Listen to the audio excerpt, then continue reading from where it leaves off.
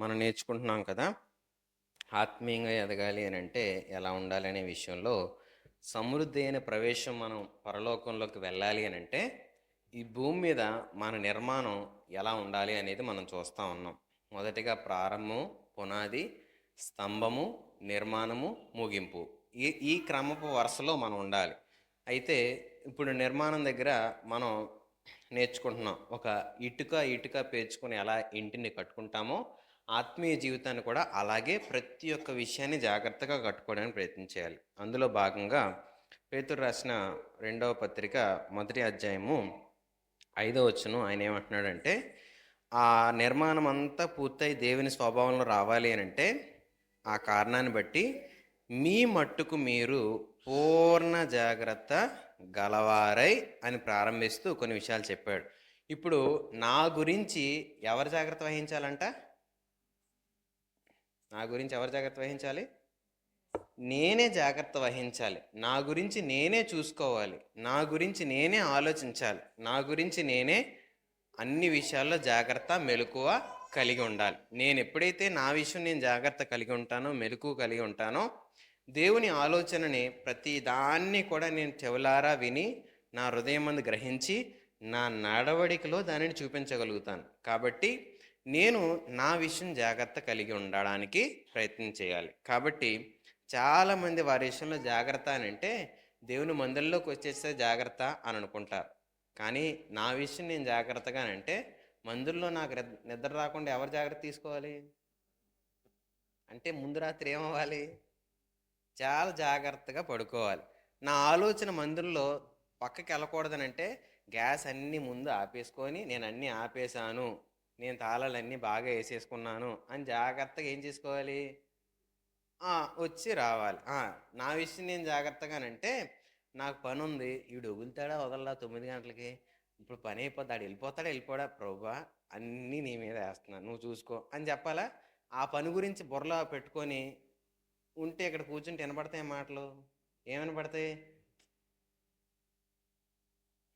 లెక్కలు వేసేస్తాయి మైండ్ అంతా. కాబట్టి నా విషయం నేను జాగ్రత్త అనంటే ఇలా జాగ్రత్త అనేది ఉంటూ దేవుని మాటకి మన హృదయంలో స్థానం ఇచ్చేవారిగా ఉండాలి. కాబట్టి మొదటిగా ఏం విషయంలో జాగ్రత్తగా ఉండాలి అని అంటే మనం చూసాం కదా, బోధ సహవాసంలో మనం వినే బోధ విషయంలో మనం జాగ్రత్త కలిగి ఉండాలి. మనం కొన్ని విషయాలు నేర్చుకున్నాం. ఏంటనంటే ఏళ్ల నాటి చరిత్ర సంఘం కలిగింది కాబట్టి నేను వెళ్ళిపోవచ్చు, వినొచ్చు అనే ఆలోచన మనలోంచి తీసేయాలి. ఎందుకనంటే పునాది వేసేటప్పుడు నాయకుడు మంచి ఉద్దేశాలతో వేసి ఉండొచ్చు, కానీ తర్వాత అది ఎలా ఉందా అనేది మనం నాణ్యతను చూసుకోవాలి. లేకపోతే మన జీవితం బోధకు అనుగుణంగా, దేవుని ఆలోచనకు అనుగుణంగా నిర్మించుకోలేవు.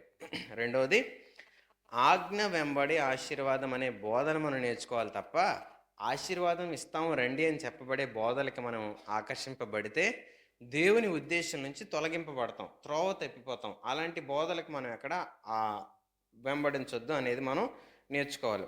మనల్ని మనం జాగ్రత్తగా ఉంచుకోవడం అంటే. మూడోది, ఆజ్ఞను అతిక్రమిస్తే అది మనకు ఎంత శాపమో ఎంత నష్టమో అనేది కూడా మనం గ్రహించగలగాలి. ఎందుకనంటే ఒక గవర్నమెంట్ నియమించిన జీవోని కానీ ఒక లాని కానీ అధిగమిస్తే మనకి ఫైన్ వేస్తారు. మనకి ఇంత రుసుము చెల్లించాలని, లేకపోతే ఇంత జైల్లో శిక్ష అనుభవించాలని చెప్తారు. ఒక నీతి న్యాయ విధులు ఒక గవర్నమెంట్ నిర్మించినప్పుడు దానిని మనం అతిక్రమిస్తేనే మనకు నష్టం కలుగుతుంది అని అంటే, దేవుడు పరిశుద్ధుడు, యథార్థవంతుడు, సత్యవంతుడు, ఆయన మాటను అతిక్రమిస్తే మనం పరలోకం వెళ్ళిపోతాం లేకపోతే స్వర్గం వెళ్ళిపోతాం అనుకుంటే మోసమా కాదా? కాబట్టి అలాంటి మోసంలో బతుకుతున్న మనల్ని హెచ్చరించే బోధ లేకపోతే, నువ్వు ఆజ్ఞ అతిక్రమిస్తే నువ్వు నష్టాన్ని అనుభవిస్తావు, కష్టాన్ని అనుభవిస్తావు, శాపాన్ని అనుభవిస్తావు అని చెప్పకపోతే ఖచ్చితంగా ఆ బోధ మనల్ని త్రోవ తప్పిస్తూ ఉంటుంది. నాలుగవది, వ్యక్తి కేంద్రంగా ఎప్పుడు దేవుని పరిచర్య, సేవ, బోధ ఉండకూడదు, కానీ దేవుని కేంద్రంగా జరగాలి. కొంతమంది ఏంటనంటే ఆ అయ్యగారు అయితేనే మనకి బాగా చెప్తారండి. అయ్యగారులు ఎవరో చెప్పరు, బాగా ఎవరు చెప్తారు? బైబిల్లో ఉన్న మాట మనకి వివరిస్తారు, నేర్పిస్తారు. కాబట్టి వ్యక్తి కేంద్రంగా జరగకూడదు. అంటే కొంతమంది ఈరోజు చాలా విషయాల్లో మనం చూస్తే కొన్ని బోధల్లో బ్రహ్మం గారు రాసిన పుస్తకాలు ఆయననే ఎక్కువగా ఆరాధిస్తూ ఉంటారు. జనరల్గా వ్యక్తిని దేవుడిగా ఎక్కడా కొలవమని బైబిలు చెప్పలేదు, ఏ ప్రవక్తని వెంబడించమని చెప్పలేదు. అయితే వారి విశ్వాసపు స్థాయిలో పరిస్థితుల్లో దేవుని వైపు చూస్తూ దేవుని మీద ఆనుకోవడానికి ఆ వ్యక్తిని మనం కేంద్రంగా తీసుకోవడానికి. అందుకే నాయకుడి విశ్వాసాన్ని చూడండి అని చెప్తాడు. నాయకుడి విశ్వాసం ఎవరి మీద ఉంటుంది? అక్కడ చైర్లో కూర్చో, బయట కిటికీ దగ్గర కూర్చో, చైర్ వేసుకో. అయితే మనం నాయకుడి విశ్వాసాన్ని చూడమని బైబిల్ చెప్తా ఉంది. అంటే నాయకుడి విశ్వాసం ఎవరి మీద ఉంటుంది? దేవుని మీద ఉంటుంది. అలాంటి విశ్వాస స్థాయికి వెదగాలి. వ్యక్తుల్లో మనం దేవుడిని ఎప్పుడు చూడకూడదు, కానీ దేవునిలో ఆయన ఉంచే విశ్వాసాన్ని చూస్తూ మన జీవితాన్ని కట్టుకోవడానికి ప్రయత్నం చేయాలి. కాబట్టి వ్యక్తి కేంద్రంగా జరగకూడదు. ఐదోది, ధనమును ఆధారం చేసుకుని ఏ పరిచర్య చేయకూడదు. అంటే మీరు డబ్బులు తండి, లేకపోతే డబ్బులు ఇస్తే దేవుడు ఎలా చేసేస్తాడు అని డబ్బులు వెనకాతల పరిగెత్తే వారి బోధన విషయంలో కూడా జాగ్రత్తగా ఉండాలి. వాళ్ళు చాలా చక్కగా బోధ చేస్తారండి, చేస్తారు. దేవుని మాట చాలా చక్కగా బోధించగలరు డబ్బుల విషయంలో ఆశ కలిగిన వారు. ఎందుకనంటే మార్కెటింగ్ చేయడానికి మన ఇంటికి వస్తారు. ఒక వస్తువులు అమ్మేటప్పుడు వాళ్ళు మాట్లాడే మాటలు ఎలా ఉంటాయి? చాలా మృదువుగా ఉంటాయి, మనం కొనేలాగే ఉంటాయి. కొనేస్తామేమో అని కొంతమంది తొలిపేసేస్తారు వాళ్ళు రాగానే. వాళ్ళు జ్ఞానవంతులు. ఎందుకు? ఆ మాటల్లో ఎక్కడ మనం బుట్టలో పడిపోతామో మోసపోతామా అని భయం. అలాగే కొంతమంది చాలా చాకచక్యంగా మాట్లాడగలుగుతారు, చాలా ఆలోచనాత్మకంగా కూడా మాట్లాడవచ్చు. కానీ వారి బోధ వెనకాతల వారి ఉద్దేశం ధనమును ఆధారం చేసుకున్నదైతే ఖచ్చితంగా మనం ఆ బోధ విషయంలో మెలకు కలిగి ఉండాలి. తర్వాత సిద్ధాంతపరమైనదిగా కాక క్రీస్తులో స్వాతంత్రంతో నడవగలిగే బోధ బోధించగలగాలి. ఆ స్వాతంత్రం అన్నీ చేయదగినవి కాదని హెచ్చరిస్తూ సిద్ధాంతపరమైనదిగా మనం చేయడానికి ప్రయత్నించకూడదు. సిద్ధాంతాలు ఏం చెప్తాయి అంటే మనిషిని ఒక క్రమశిక్షణలో పెట్టడానికి ఉపయోగపడతాయి, కానీ క్రీస్తులో ఆ స్వాతంత్రంతో ప్రతి విషయంలో స్వేచ్ఛతో దేవునికి అర్పించుకునే ప్రేమపూర్వకమైన మనస్సు మాత్రం ఇవ్వలేవు. ఇప్పుడు నేను చెప్పాను అనుకోండి, మీరందరూ వచ్చేటప్పుడు తెల్లబట్టలు వేసుకొని రావాలని చచ్చినట్టు వేసుకొని వస్తారు, కానీ లోపల సివిల్ డ్రెస్లోనే ఉంటారు. లోపల ఎలా ఉంటుంది? నేను మిమ్మల్ని మార్చలేను, కానీ ఒక కట్టడ పెట్టి నియమ నిబంధన పెట్టి మీద చేయించగలను. అది దానివల్ల ఏ ప్రయోజనం లేదు. స్వాతంత్రం నాలో వచ్చిందనుకోండి, నేను ఇలా చేయాలి, నేను ఇలా ఉండాలి అనే స్వాతంత్రం నాలో వచ్చిందనుకోండి, మార్పు నీ హృదయంలో ప్రారంభమవుతుంది. భౌతికంగా ప్రారంభం కాకపోయినా పర్వాలేదు, కానీ హృదయంలో ప్రారంభమైతే ఆటోమేటిక్గా భౌతికంగా వచ్చేస్తుంది. అవునా కాదా? నీ హృదయంలో వచ్చిందనుకోండి, ఆటోమేటిక్గా బయట శరీరం మీద దాన్ని అలంకరించడానికి ఇష్టపడతారు. చాలామంది మేకప్ ఎందుకు వేసుకుంటారు? లోపల అందంగా కనపడాలనే ఆశ వచ్చింది కాబట్టి బయట మేకప్ వేసుకుంటాడు.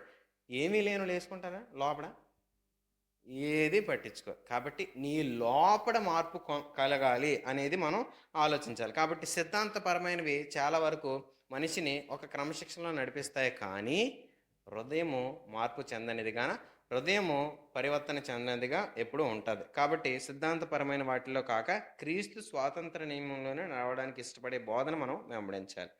ఆచారముగా కాక ఆత్మ నడిపింపుతో చేయాలి. ఆచారంగా కాక ఏం చేయాలి? ఆత్మ నడిపింపుతో చేయాలి. ఆచారంగా అంటే ఏంటనంటే ఆచరణాత్మకమైనవి ఎలా ఉంటాయి అని అంటే, ఒకసారి ఒక చోటుకి వెళ్ళిన తర్వాత మీటింగ్లో ప్రార్థన అయిపోయింది. లాస్ట్లో ప్రార్థన చేసేసి ఆమేన్ అని చెప్పి దిగిపోయారు అందరూ. ఈలోపు ఒక ఆయన పరిగెత్తుకొని వస్తున్నాడు వెనక్కి.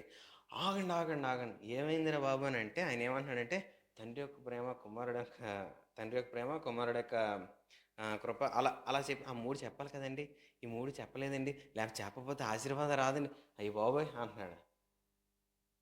ఆ పదం పలకకపోతే ఆయనకి ఎలా ఉంది?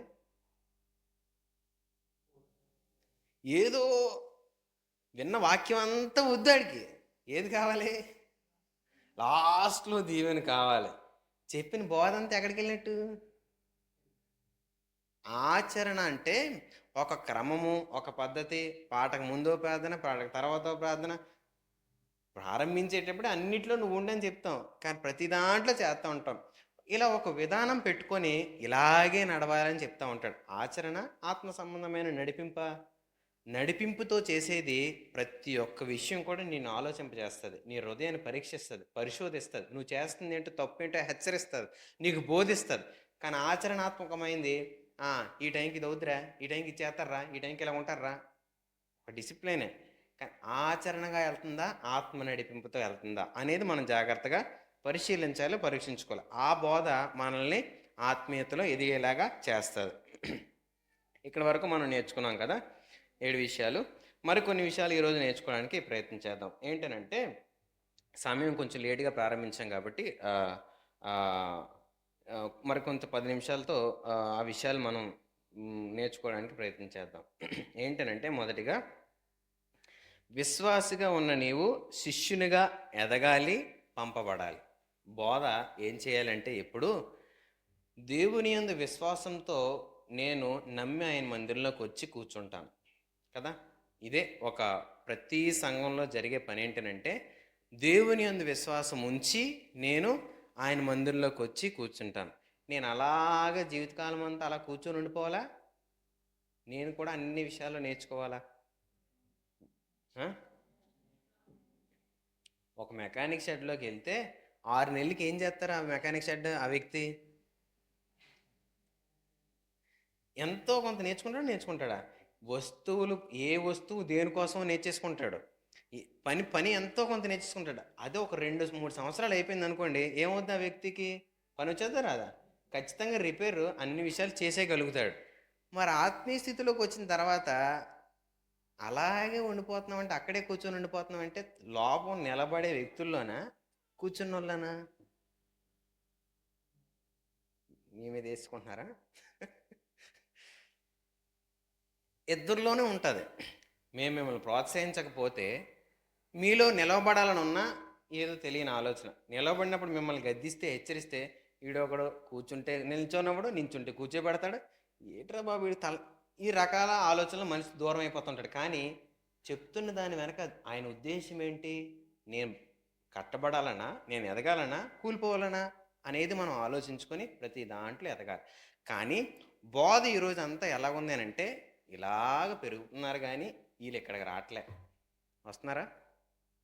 బోధ అలా మారాలి. ఒక వ్యక్తి విశ్వాసం ఉంచే స్థాయి నుంచి శిష్యునిగా ఎదగాలి.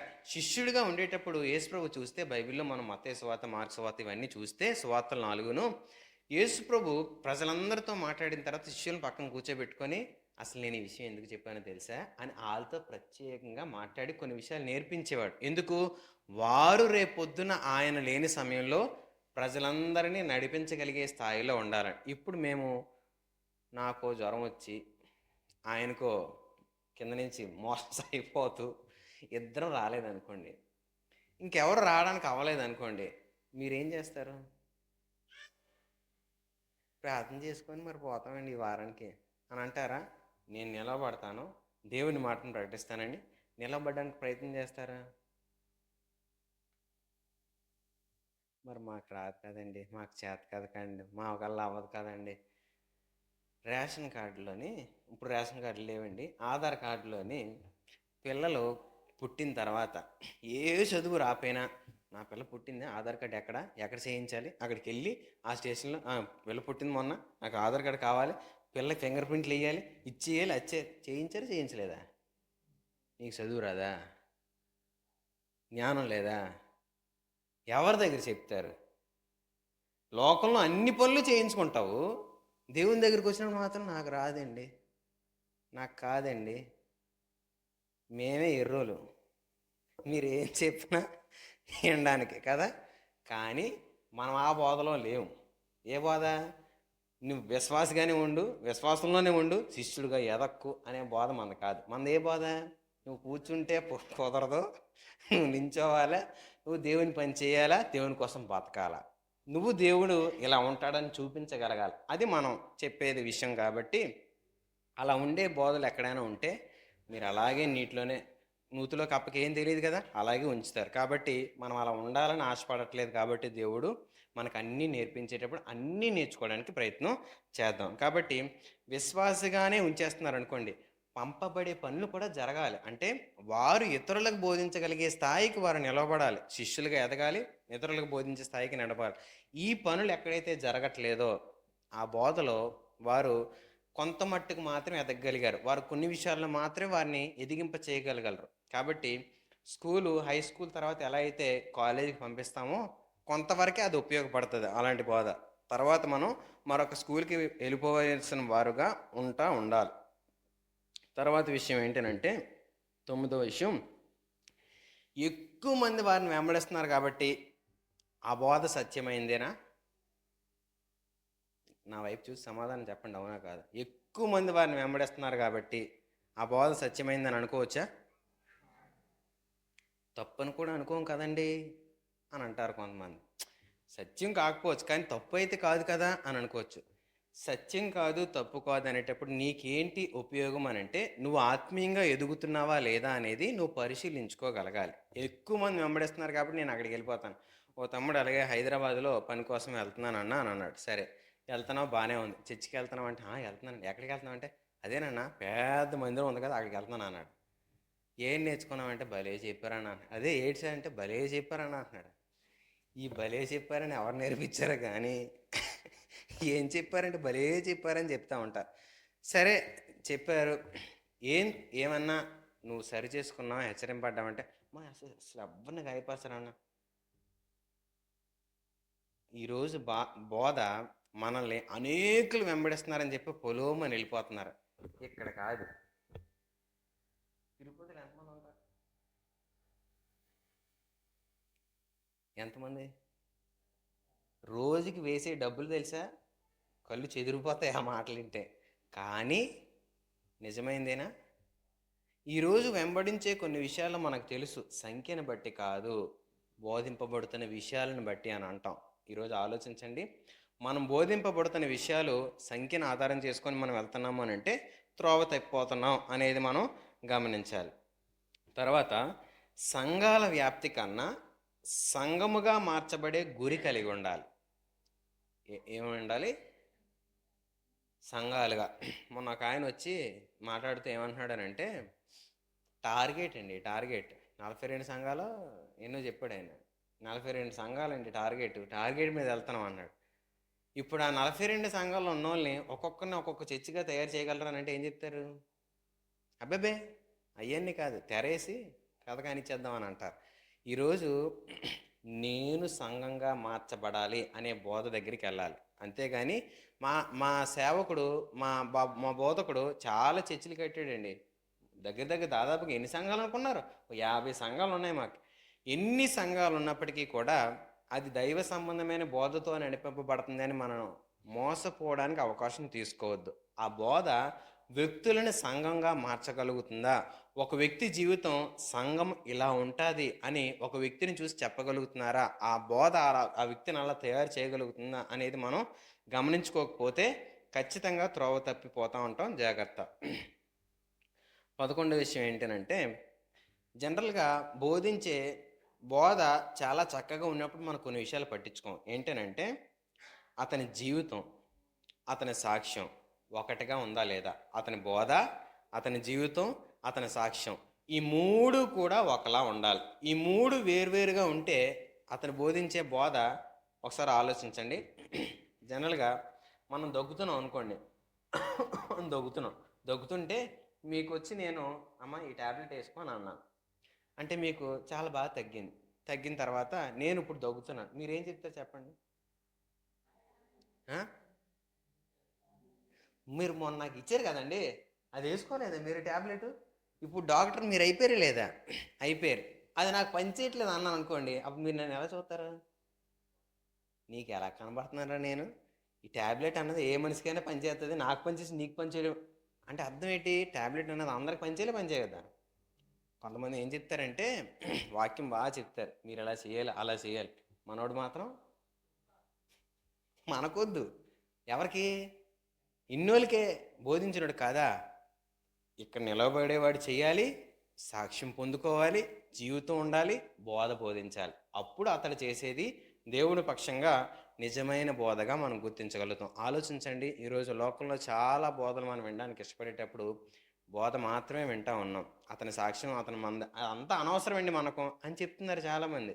అన్నీ కూడా కావాలి. ఎందుకు అనంటే రేపు పొద్దున నువ్వు నిలబడే సాక్ష్యపు జీవితానికి మాంది అనంటే పౌలు ఒక మాట అంటాడు, నా దుర్నీతే గనక దేవుని నీతిని స్థాపిస్తే నేను పాపిని ఇంక రుజువుపరచబడడం ఎందుకయ్యా అని అడుగుతాడు. అంటే నేను చెడ్డ పనులు చేస్తూ దేవుడి నీతి నా ద్వారా ప్రబలం అయిపోతుంది అనుకోండి, వెళ్ళిపోతుంది అనుకోండి, నేను పాపిని ఎందుకు అనడం కదా, నా వల్ల నీతి జరిగితే నేను ఎందుకు పాపిని అని అంటాడు. అంటే నేను చేసేది తప్పు అయినప్పుడు దేవుడి నీతిని ప్రబలదు, ఆయన నీతిని బట్టి అది వెళ్తుంది అని చెప్తా ఉంటాడు. ఈరోజు ఆలోచించండి, బోధించే బోధ, అతని వ్యక్తి జీవితం. తర్వాత మన బోధ ఎలా ఉండాలి అని అంటే మనుషుల మెప్పు కోరేదిగా కాక దేవుని అంగీకారం పొందేదిగా ఉండాలి. మన బోధ ఎలా ఉండాలి? నాకు వినబట్లే. మనుషుల మెప్పు కోరేదిగా కాక దేవుని ఆలోచన కోరేదిగా ఉండాలి. ఇప్పుడు ఒకసారి ఆలోచించండి, బాగా దుఃఖంలో వస్తున్నాం, దేవుని మందిరంలోకి వచ్చాం, ఇక్కడి నుంచి ఏం బోధించాలని కోరుకుంటాం మనం?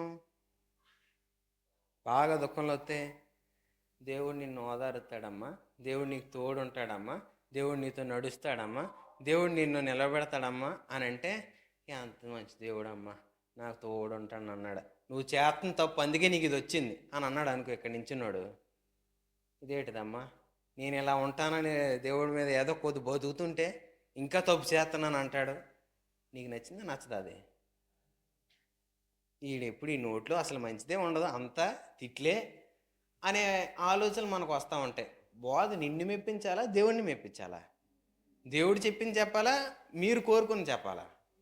కాబట్టి బోధించే బోధకుడు మనుషుల్ని మెప్పించే బోధ చేస్తున్నాడు అనుకోండి, మనుషుల్ని కవ్వించి నవ్వించి వాళ్ళని ప్రోత్సహించి సంతోషపరిచి ఏం పర్లేదు అని చెప్తున్నాడు అనుకోండి, అది మనల్ని ఆత్మీయ భ్రష్టత్వంలోకి నడిపిస్తుంది, కానీ ఆత్మీయ క్షేమంలోకి మనల్ని నడిపించలేదు. కాబట్టి మనుషులు మెప్పు కోరే బోధ దగ్గరికి మనం ఎప్పుడైనా ఏ ప్రదేశంలో వెళ్ళాల్సి వస్తే ఖచ్చితంగా ఆ ప్రదేశం నుంచి మనం బయటికి వచ్చేయచ్చు. తరువాత 13వ విషయం ఏంటంటే లోక మర్యాద, లోక నటన, లోక విధానము, లోక పద్ధతి, లోకమును పోలిన 5 విషయాలు ఏ ప్రదేశంలో ఏ మందిరంలో అయితే ఉంటాయో అక్కడ మనం నిర్మోహమాటంగా అక్కడి నుంచి వచ్చేయచ్చు. ఆ ప్రదేశంలో మనం ఉండడానికి వీలు లేదు. నిన్ను నువ్వు కాపాడుకోవడం అంటే నువ్వు ఎదగాల్సిన చోటకి వెళ్ళాలి తప్ప తిరగాల్సిన చోటకి వెళ్ళకూడదు. అంటే ఏంటనంటే స్కూల్లో పిల్లల్ని జాయిన్ చేసేటప్పుడు తల్లిదండ్రులు ఏం చూస్తారనంటే టీచింగ్ బాగుందండి, బాగా మంచిగా బోధిస్తున్నారని అంటే బోధిస్తున్నారు. ఇప్పుడు మనం ఇంకో స్కూల్కి వెళ్ళాం మన పిల్లల్ని పట్టుకొని వెళ్తుంటే అక్కడ మనకి ఎలా లోపల తలుపు తీసుకుని వెళ్ళగానే 4 బూతులు తిట్టుకొని 2 వస్తున్నారు. మనకు డౌట్ వస్తుంది, ఏట్రా బాబా అని.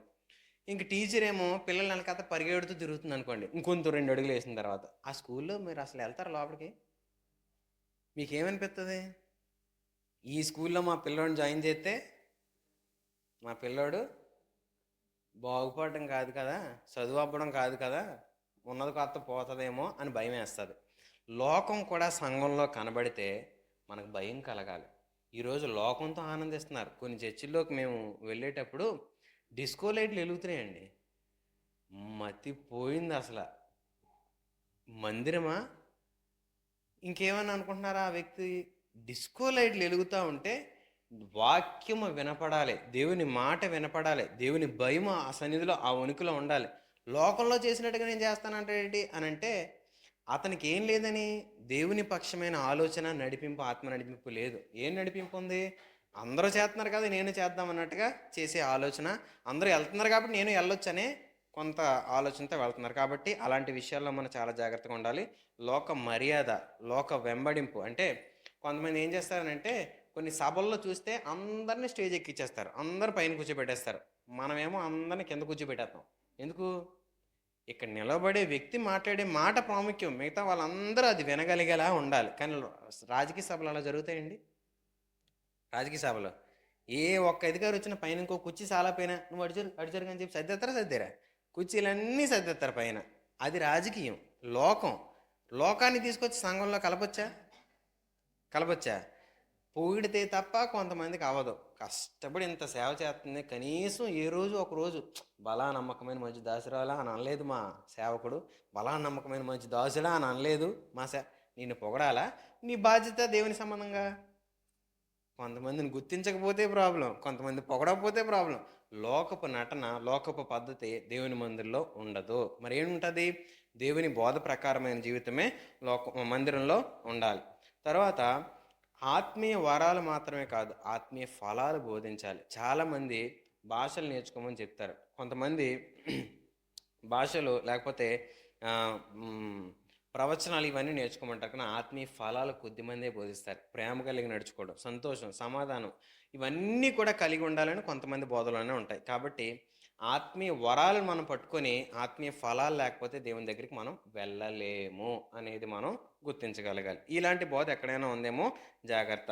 కొన్నిసార్లు మరొక విషయం ఏంటంటే, సేవకునికి కొన్ని విషయాల్లో అన్నీ ఇవ్వబడవు. పరిచర్యలు నానా విధాలుగా ఉన్నాయి. కొంతమందికి అపోస్తలుల పరిచర్య ఉండొచ్చు, కొంతమందికి సువార్తికుని పరిచర్య ఉండొచ్చు, కొంతమంది ఇలా సంఘ పరిచర్య ఉండొచ్చు. ఇలా రకరకాలుగా ఉండేటప్పుడు ఇప్పుడు నాకు ఒకటే ఉందనుకోండి, ఇప్పుడు కూర్చున్న వ్యక్తికి మరొక పరిచర్య ఉన్నదనుకోండి, ఈ నాయకుడు నిలబడే వ్యక్తి ఆ వ్యక్తిని ప్రోత్సహిస్తాడా, తొక్కేస్తాడా? నాకు ఒక పరిచర్య వచ్చు, సంఘంలో ఒక వ్యక్తికి ఇంకో పరిచర్య వచ్చు, నేను ప్రోత్సహిస్తానా, తొక్కేస్తానా? ఎక్కడాడు నిలబడిపోయి నా స్థానం దాచేస్తాడో, ఎక్కడాడు పైకి వచ్చి నన్ను కిందకి తోసేస్తాడో, నా దగ్గర లేదని ఎక్కడైనా అందరి ముందు చెప్పేస్తాడేమో భయం ఏమవుద్ది? ఖచ్చితంగా ఎదగనివాడు. నీతో మాట్లాడుతున్నాడు దేవుడే కాదేమో చూసుకో అని చెప్పి బెదిరించేస్తూ ఉంటారు. అలాంటి బోధల్లో కూడా జాగ్రత్తగా ఉండండి. ఎందుకు అని చెప్తున్నానంటే, ప్రారంభంలో ఒక నాయకుడికి పేరు మనకు తెలిసే ఉంటుంది. ఏంటంటే, అతనికి భాషలు లేనప్పుడు సంఘమంతటికి ఏం బోధించేవాడంట అంటే, భాషలు సంఘంలో మాట్లాడకూడదు అని బోధించాడంట. అదొక బోధగా వెళ్ళిన తర్వాత దేవుడు వారికి ఇచ్చినప్పటికీ కూడా వారు నోరు మూసుకునే ఉండేవారంట. అంటే అది మాట్లాడకూడదో ఏమో, పాపమేమో అన్నట్టుగా వారు ప్రవర్తించేవారు. కాబట్టి కొంతమంది బోధ ఏం చేస్తుంది అంటే, నాకు లేని తలాంతుని బట్టి ఎదుటివాడికి ఉండకూడదనేలాగా బోధిస్తూ ఉంటారు. అలాంటి బోధ కూడా ఎక్కడైనా ఉందేమో, అలాంటి విషయాల్లో కూడా మనం జాగ్రత్త కలిగి ఉండడానికి ప్రయత్నం చేయాలి. మరొకటి ఏంటి అంటే, నేనే క్రీస్తుని అని చెప్తూ ఉంటారు చాలామంది. అంటే ఇప్పుడు రీసెంట్గా ఒక ఆవిడ స్త్రీ ఏం చెప్తుందంటే, నేనే యేసుప్రభుని అని చెప్తుంది. ఆవిడే యేసుప్రభు అంట. మరి ఆవిడ దగ్గర పాపం చాలామంది వారి ధనాన్ని, వారి పరిస్థితులన్నింటినీ కూడా నష్టపోయిన జీవితంలో గడుపుతూ ఉన్నారు. బైబిల్ చెప్పింది, చాలామంది నా పేరట వస్తారు మిమ్మల్ని మోసం చేయడానికి, జాగ్రత్తగా ఉండండి అని చెప్పింది. మన మట్టుకు మనం జాగ్రత్తగా ఉండాలి అంటే మనకి ఏం చదవాలి? ఇది బోధించేవారు మనకు ఉండాలి, దీన్ని అర్థం చెప్పేవారు మనకు ఉండాలి, మనం తెలుసుకోవడానికి ప్రయత్నం చేయాలి. దేవుని నమ్ముకున్నాము సరిపోద్దని అనుకుంటే నిన్ను ఏదో ఒక రోజు దీని నుంచి కూడా బయటికి తొలగించేవారు చాలామంది ఉంటారు. కానీ నిలబడాలి అని అంటే సత్యాన్ని మనం పూర్తిగా తెలుసుకొని గ్రహించేవారిగా ఉండాలి. ఆఖరిగా ఏంటనంటే, దేవుని స్థానాన్ని వస్తువుకి కానీ, రూపానికి కానీ, వస్త్రానికి కానీ, కొంత కచ్చిఫీలు అమ్మేస్తుంటారు కదా, స్థలానికి కానీ, ఆ ప్రదేశంలోకి వెళ్తేనే, అక్కడ బాప్తిసం తీసుకుంటేనే అని అంటారు కదా, అక్కడికే యెరూషలేము వెళ్తేనే, ఇవేవి కాదు. దైవత్వాన్ని, దేవునికి ఆపాదించవలసిన వాటిని స్థలానికి కానీ, రూపానికి కానీ, వస్త్రానికి కానీ, వస్తువుకి కానీ, ఏ దానికి ఇచ్చినా ఆ బోధలోంచి నువ్వు ఖచ్చితంగా బయటికి వచ్చేయచ్చు. కాబట్టి ఇన్ని ఉన్నాయి. సుమారుగా 17 రకాల విషయాలు మనం ఆలోచించాం. ఇవి మనకిప్పుడు కొంచెం అర్థం కాకపోవచ్చు, అంటే ఎందుకు ఏంటి అని. కానీ ఎవరైనా మన దగ్గరికి వచ్చి ఇలాంటి విషయాలు బోధిస్తే ఖచ్చితంగా వాళ్ళ మాటలు తప్పని మనం గుర్తించగలుగుతాం. వాళ్ళు చెప్పే విషయాలు దేవుని మాటకు వ్యతిరేకమైనవని మనం గమనించగలుగుతాం. అందుకే ఈ విషయాలు మనం బోధించుకోగలిగాం. కాబట్టి నా మట్టుకు నేను పూర్ణ జాగ్రత్త కలిగి ఉండడం అని అంటే, నేను అన్ని పరిస్థితుల్ని ఎదుర్కోగల సామర్థ్యాన్ని నన్ను నేను కాపాడుకోవడం. ఒకసారి ఆలోచించండి, అందరి ఇంట్లో దగ్గు, జబ్బు, జ్వరం ఏదో వస్తుంది అని అంటే మనం ముందుగా ఏం చేసుకుంటాం? మాస్క్ పెట్టుకోవడానికి ఇష్టపడుతూ ఉంటాం. ఎందుకు ఆ మాస్క్ అని అంటే, అందరికీ వస్తున్నాయి కదండి, నాకు రాకుండా ఉండడానికి నన్ను నేను ప్రొటెక్ట్ చేసుకుంటున్నాను అని చెప్తాం. అలాగే దేవుని మాట దగ్గరికి వచ్చిన తర్వాత నిన్ను నువ్వు కాపాడుకోవడానికి దేవుని మాటను పూర్తిగా చదివి తెలిసి ఏది తప్పో మనం గ్రహించగలిగితే నన్ను నేను కాపాడుకోగలుగుతాను. కాబట్టి అలాగ మనం ఈ నేర్చుకునే విషయాల్లో నుంచి ఖచ్చితంగా దేవుని సహాయాన్ని అడిగి దేవుని మాటలో దేవుని ఆలోచన నుంచి పక్కద్రోవ పట్టుకోకుండా ఆయన మాటలో నిలిచేవాడిగా ఈ మాటలన్నిటి విషయంలో మనం దేవుని సహాయం అడడానికి ప్రయత్నం చేద్దాం. ప్రార్థన చేసుకుందాం.